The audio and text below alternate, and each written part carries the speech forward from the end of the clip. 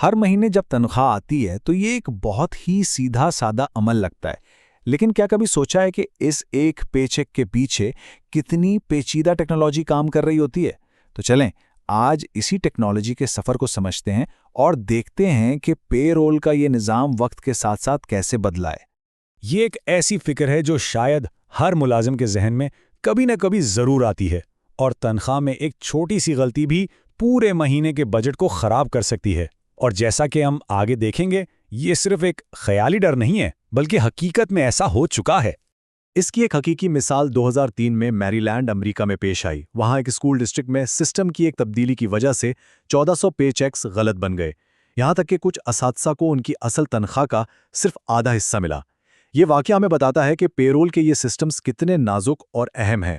تو سوال یہ ہے کہ آخر یہ مسائل شروع کہاں سے ہوتے ہیں؟ اس کہانی کا پہلا باب شروع ہوتا ہے پرانے وقتوں سے، جب سارا کام ہاتھ سے ہوتا تھا اور وہ نظام مشکلات سے بھرا ہوا تھا۔ اچھا، ذرا اس تصویر کو دیکھیں۔ یہ ہے پرانا زمانہ۔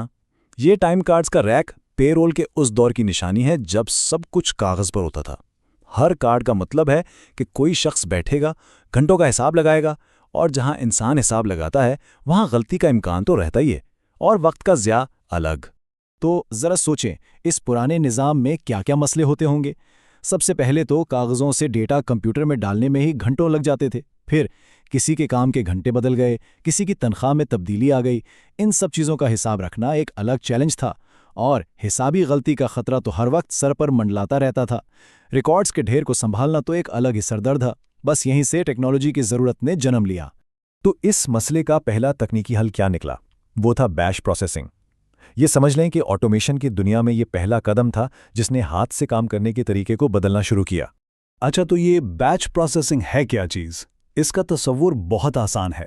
اس میں ہوتا یہ تھا کہ ایک جیسی ساری ٹرانزیکشنز کو اکٹھا کر لیا جاتا۔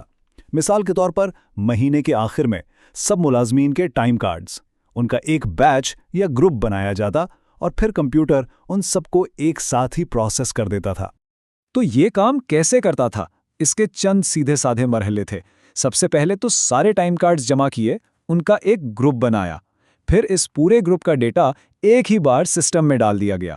اس کے بعد سسٹم اس سارے ڈیٹا کو ہر ملازم کی پروفائل سے میچ کرتا، اور بس آخر میں پے چیکس تیار ہو جاتے اور ریکارڈ اپ ڈیٹ ہو جاتا۔ اب دیکھیں، ہر چیز کے فائدے اور نقصان ہوتے ہیں، تو اس کے بھی تھے۔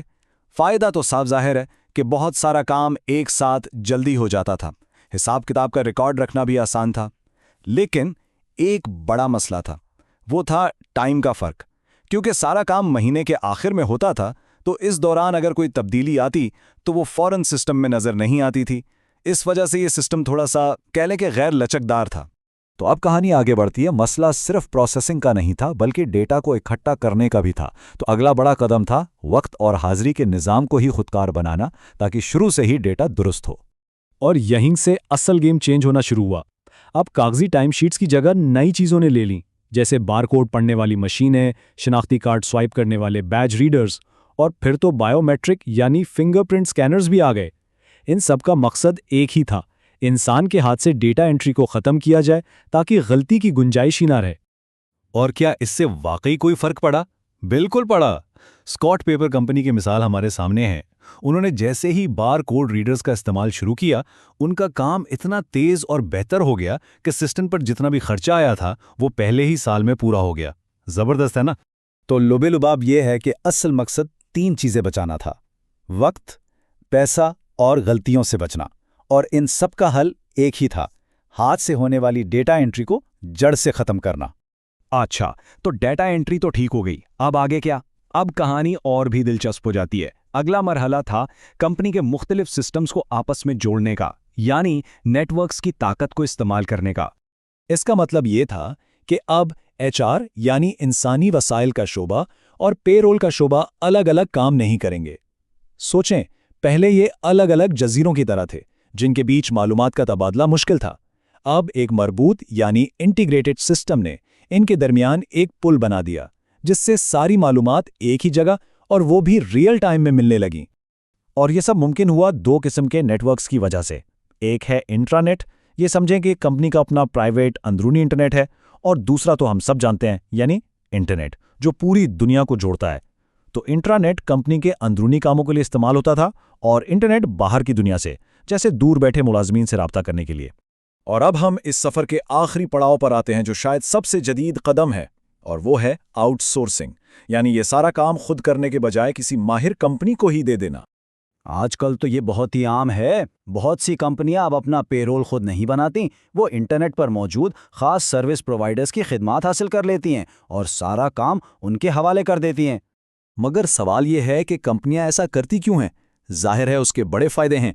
एक तो ये कि सहूलत बहुत है और काम भी तेज़ी से होता है। दूसरा, मुलाजमीन की तनख्वाह का डेटा बहुत हसास होता है तो उसकी हिफाजत बेहतर हो जाती है।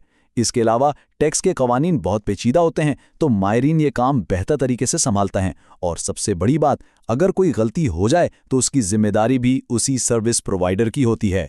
तो हमने देखा कि कैसे हाथ से टाइम कार्ड भरने से लेकर आज हर चीज़ ऑटोमेटिक और आउटसोर्स हो गई है। ये पूरा सफ़र हमें एक बहुत ही दिलचस्प सवाल पर लाकर खड़ा करता है। अगर पेरोल जैसे सारे इंतज़ामी काम अब मशीनें या बाहर की कंपनियां करने लगें तो फिर कंपनी के अंदर मौजूद एचआर डिपार्टमेंट का मुस्तकबिल क्या होगा?